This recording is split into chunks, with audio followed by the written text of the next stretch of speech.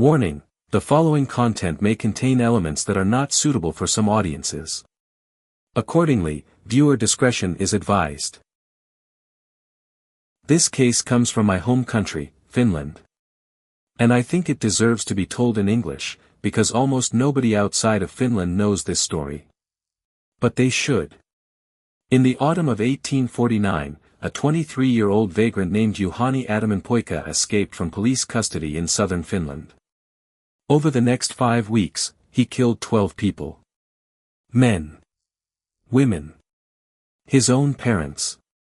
He moved through the Finnish countryside like a ghost. From farm to farm, from village to village, killing for money, for identity papers, for personal grudges, and sometimes for reasons that have never been fully explained. He was caught on November 20, 1849. He was sentenced to death. Then the emperor commuted that sentence to something that many historians have argued was far worse. He was walled into a cell so small he could barely move. For a year and a half. Until he died. His name was Juhani Aataminpoika. His nickname was Kirpikari. A word derived from the Swedish term for executioner. He is Finland's first documented serial killer.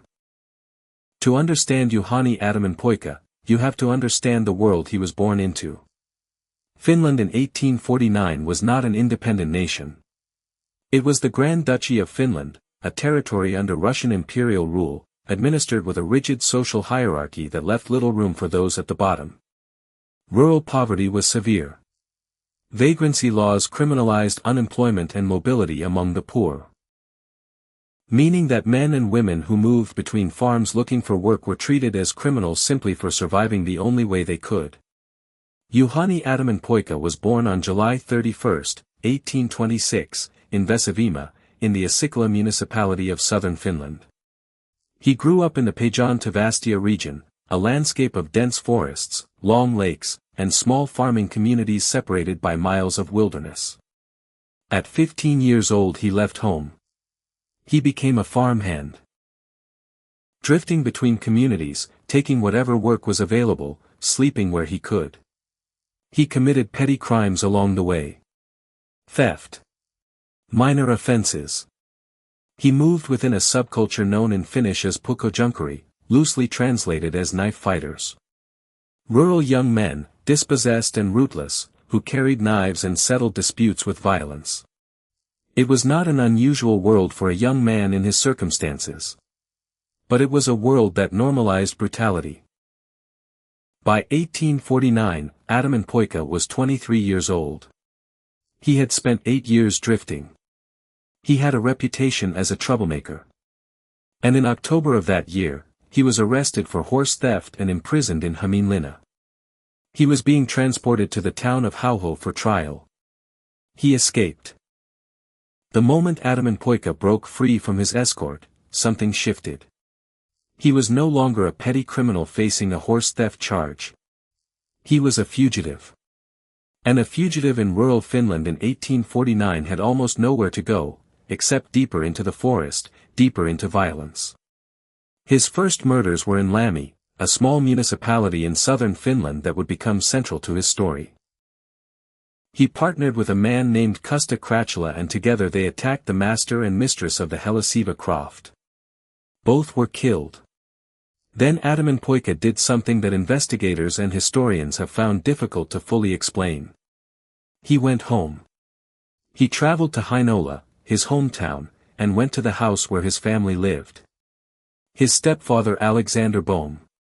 His own mother. And 2 younger children. He killed them all.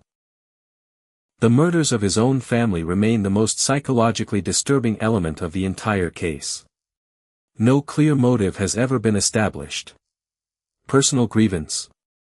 A desire to eliminate any connection to his past.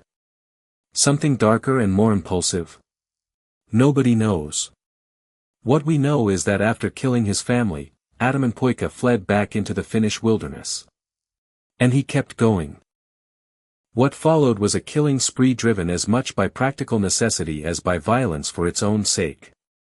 In 1849 Finland, identity documents were essential. Without papers, a work certificate, an identification document, a man could not secure legitimate employment, could not travel freely, could not exist within the formal structures of society. Aataminpoika had no papers. Or rather, he kept killing people to get them. He killed a man on the road to steal his work certificate. Intending to use it to gain employment at the Saimaa Canal, a massive construction project in southeastern Finland that was employing large numbers of laborers. He arrived at the canal. But instead of settling into anonymous work among hundreds of other men, he killed again. This time a sailor, for his identification papers. Each killing created a new identity. Each new identity was a temporary mask. A way of moving through a world that demanded documentation he didn't have and couldn't obtain any other way. It was a brutally pragmatic logic. Horrifying, but comprehensible within the desperate circumstances of his existence. He was a man the system had no place for. And he had decided, at some point in those 5 weeks, that the rules of that system no longer applied to him. By early November 1849, Aataminpoika had returned to the Lami area, the place where his spree had begun. He connected again with an associate, this time a man named Antti, and together they attacked a household in the village of Hatelmala. They ransacked the house. Stole what money they could find. The mistress of the household was beaten so severely that she died from her injuries. Another individual in the house was badly hurt but survived. One of only a handful of people known to have encountered Aataminpoika during those 5 weeks and lived.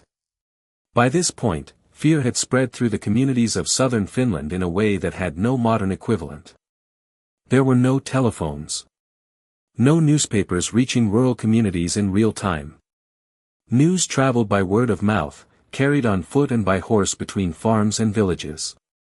People were hearing fragments. A family murdered here, a man killed on the road there, a croft attacked in the night, without being able to piece together that it was one man moving through their region. But gradually, the picture was forming. Local communities began organizing their own informal searches. Tips were passed between farms. People stayed indoors after dark. On November 20, 1849, near the border of Lami and Patisjoki, Juhani Aataminpoika was captured. His 5-week killing spree was over. 12 people were dead. The trial of Juhani Aataminpoika proceeded through the Finnish and Russian imperial legal systems. The Viborg Court of Appeal sentenced him to death. The sentence was upheld by the Senate's Department of Justice. Then it was sent to the Emperor, Tsar Nicholas I of Russia, who as Grand Duke of Finland held ultimate authority over all such matters. The Emperor commuted the death sentence. What he replaced it with was this: 40 lashes. And live entombment. In January 1853. More than 3 years after his capture, Aataminpoika was transferred to Suomenlinna, the sea fortress off the coast of Helsinki that had served as a military installation, a prison, and now, for him, something closer to a tomb. He was shackled. And he was walled into a cell so small that he could not move more than a few inches in any direction. Passers-by would poke at him through the lattice, gawking at what they called the human monster. He was not hidden away. He was displayed. A living exhibit in the consequences of violence. People came to look at him through the bars of his cell the way they might look at an animal in a cage. He endured this for a year and a half. In September 1854, Juhani Aataminpoika died inside that cell. He was 27 years old. The cause of death was not recorded in detail. In a cell that small, with the conditions of a 19th-century Finnish fortress prison, the list of possibilities is not a short one. Suomenlinna is a UNESCO World Heritage Site today. Tourists visit it every summer, walking through the same stone corridors, the same fortifications, admiring the view of Helsinki across the water. Somewhere within those walls, Juhani Aataminpoika spent the last 18 months of his life unable to move. His story is not well known outside Finland. It deserves to be. Not because it is glamorous or mysterious or unresolved, but because it is a window into a world that most true crime content never reaches. Rural Finland in 1849. Poverty so severe that vagrancy was a crime. A justice system operating under Russian imperial rule. A young man who left home at 15 and spent 8 years drifting at the edges of a society that had no place for him. None of that excuses what he did. 12 people are dead. A family was wiped out. Communities were terrorized for 5 weeks in the autumn of a year when news traveled on horseback and the forest offered perfect cover for a man who didn't want to be found. But it contextualizes it. And context, in true crime, is everything. Juhani Aataminpoika. Kirpaikari. Finland's first serial killer. Born 1826. Died in a cell too small to stand up in. Aged 27. Subscribe if this case meant something to you. And leave a comment, did you know about this case before today? I'd especially love to hear from any Finnish viewers watching this. I really hope you enjoyed this one and I'll see you in the next one.